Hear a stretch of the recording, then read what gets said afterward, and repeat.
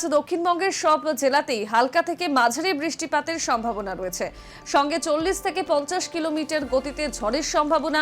হুগলি, পূর্ব ও পশ্চিম মেদিনীপুর, ঝাড়গ্রামে ঘন্টায় 50 থেকে 60 কিলোমিটার গতিতে ঝোড়ো হাওয়া বইতে পারে।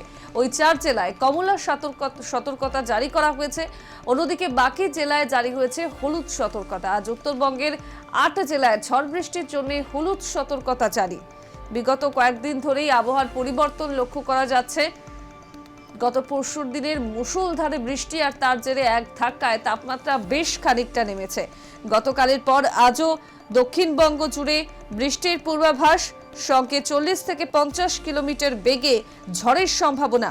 হুগলি, পূর্ব ও পশ্চিম মেদিনীপুর, ঝাড়গ্রামে ঘন্টায় 50 থেকে 60 কিলোমিটার গতিতে ঝোড়ো হাওয়া বইতে পারে। ওই 4 জেলায় কমলা সতর্কতা জারি করা হয়েছে। বাকি জেলায় হলুদ সতর্কতা জারি রয়েছে। অন্যদিকে উত্তরবঙ্গের 8 জেলাতেও ঝড় বৃষ্টির জন্য হলুদ সতর্কতা জারি।